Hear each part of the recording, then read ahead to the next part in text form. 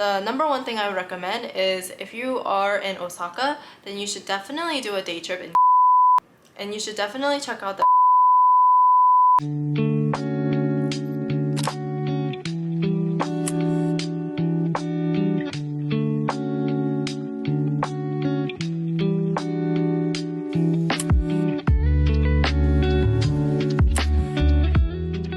Hi guys, welcome to my channel. My name is Sunny, and in this video I'll be talking about all of the different activities I did in my recent trip to Japan and also give you guys some general tips if you're thinking to travel there this year. So for me, it was my first time traveling to Japan, and there are some things that I wish someone had told me before I went there. So I hope that this video can be helpful for your journey before you set a foot on the island.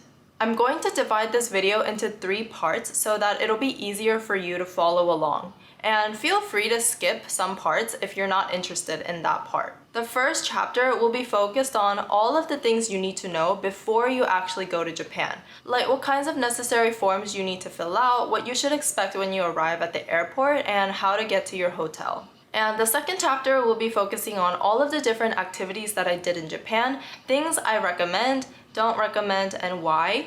And the last chapter will talk about just some general tips and things that I certainly didn't know until I was traveling there.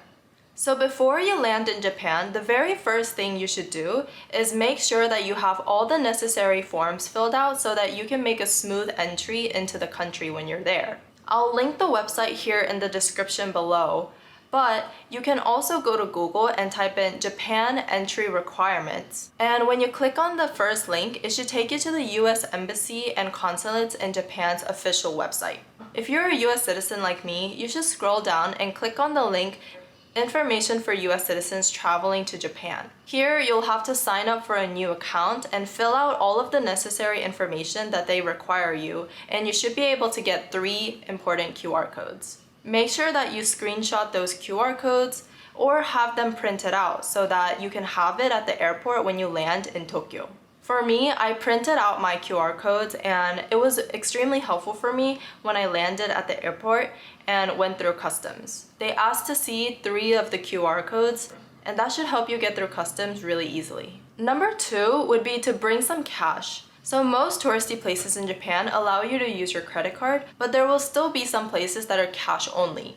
You can either call your bank or call a nearby foreign exchange place to see what their rates are so that you can get the best conversion rate and convert your currency. So for me, it was US dollars into Japanese currency, which is called the yen. I converted about 500 USD into 63,000 yen. And with that money, I paid partially for my hotel and for all the other things like paying for my public transportation card or paying for street food or paying food at certain restaurants that didn't accept credit cards. I used all of that cash. So since you'll be using cash, something like a coin wallet like this will be extremely helpful for you. So with no conversion rate, just to make this simpler, 1,000 yen is worth about $10, 5,000 yen is worth about $50, and 10,000 yen is worth about $100. And anything below 1,000 yen or $10 will be converted into coins. This is something that I didn't know until I converted my money. A 500 coin is worth $5, a 100 coin is worth $1. And if you want to use a credit card, make sure you have one that has 0 foreign transaction fees. Something like the Bank of America Travel Rewards card can be very helpful because there is no annual fee, and if you use this card, there's no foreign transaction fees. So I used this card a lot when I was traveling in Spain, and I also used this card when I was traveling in Japan.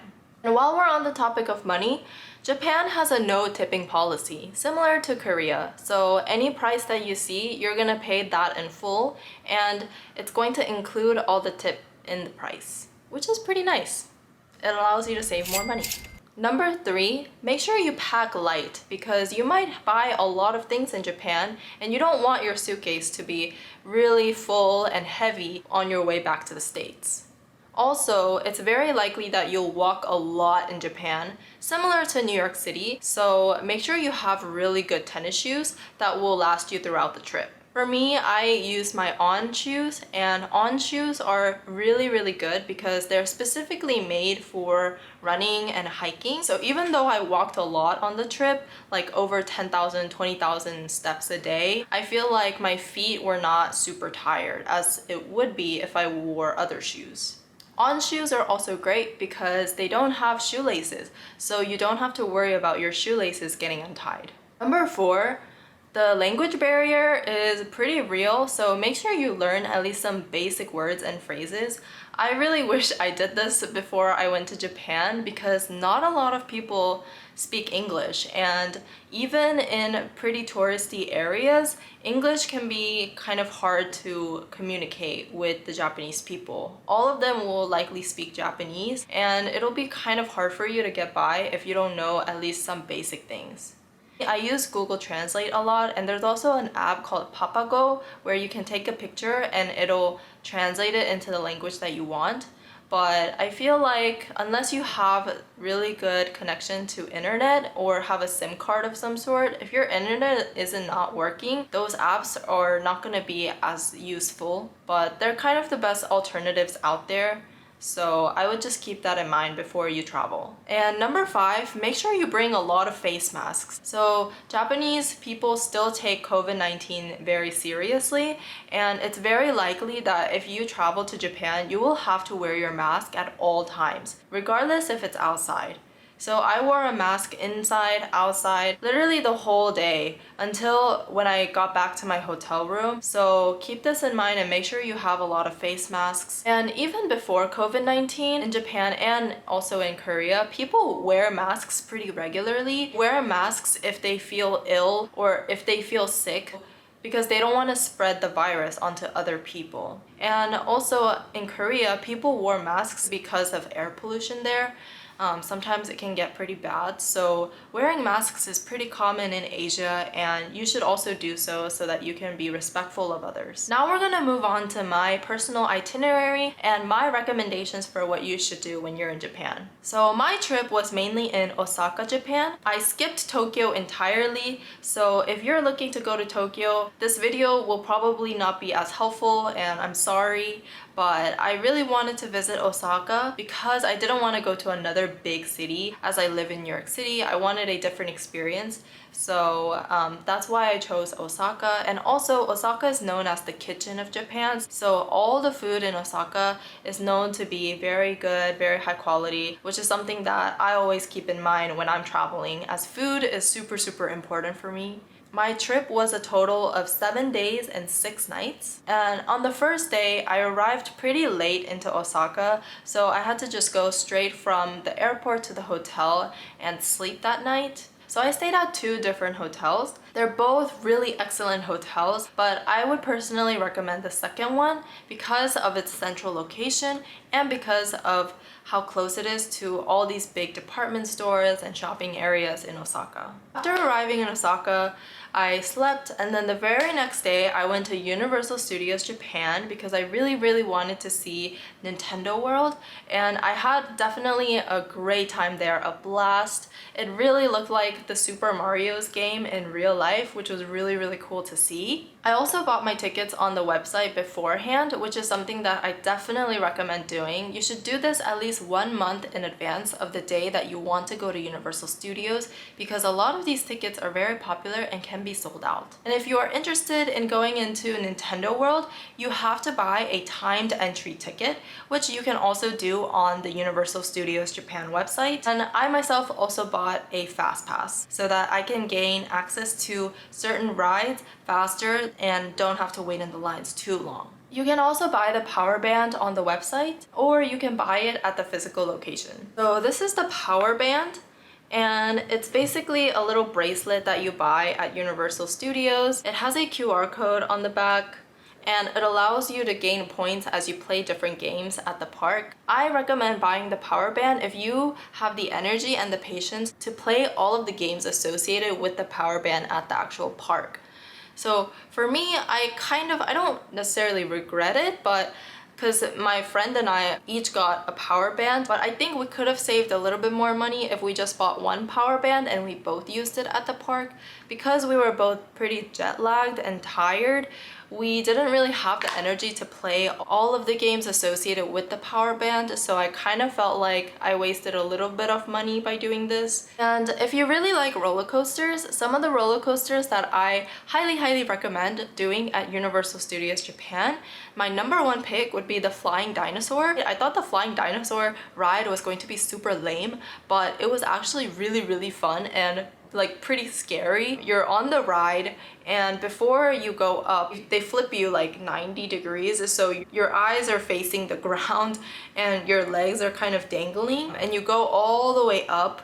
And it's really scary, so I like closed my eyes during that part, but it's really fast and really fun. I definitely recommend it. I also really like the amazing Spider-Man ride. I thought that one is pretty fun, and they also have Harry Potter World, so if you haven't been to Harry Potter World, I definitely recommend that as well.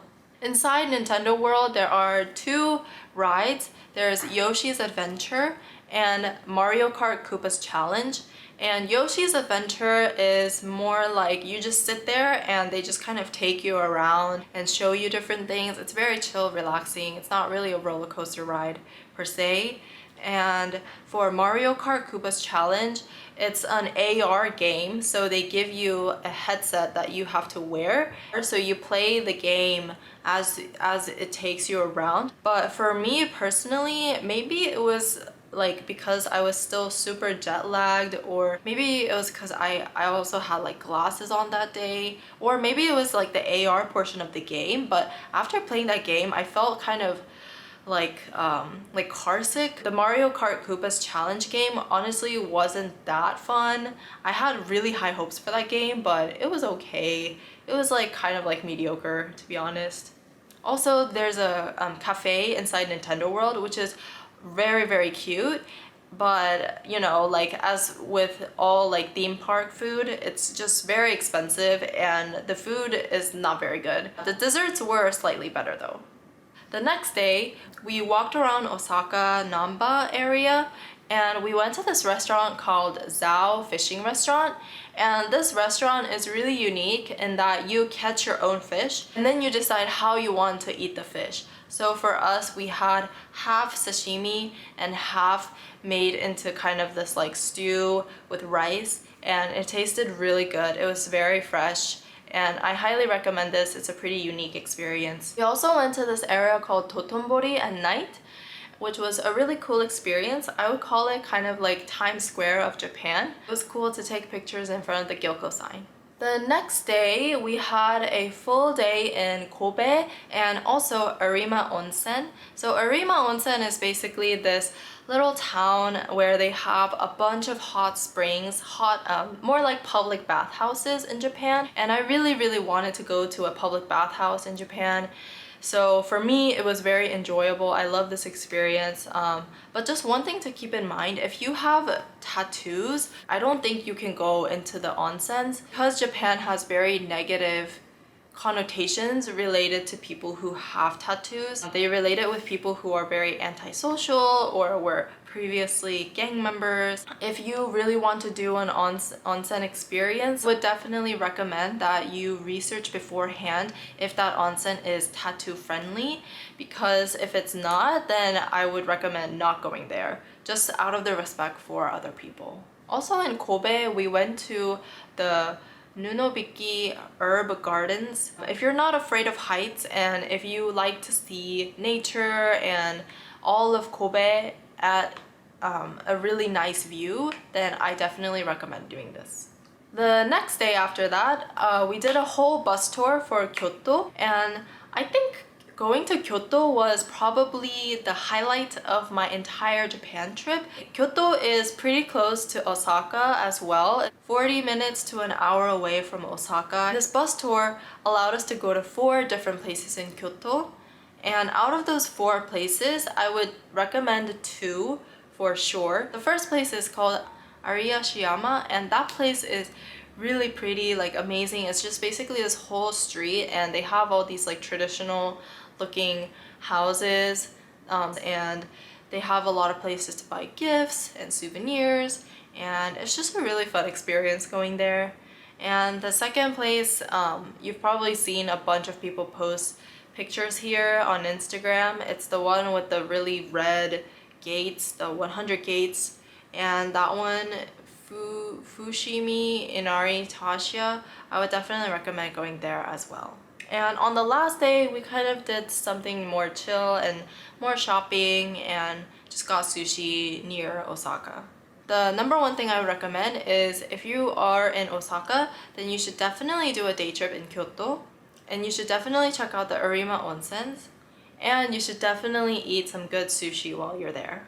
Now we're going to move on to more general tips and tricks while traveling in Japan. So number one is to speak quietly and don't cause a disturbance. The first thing that I felt when I landed at the airport in Japan is how quiet it is.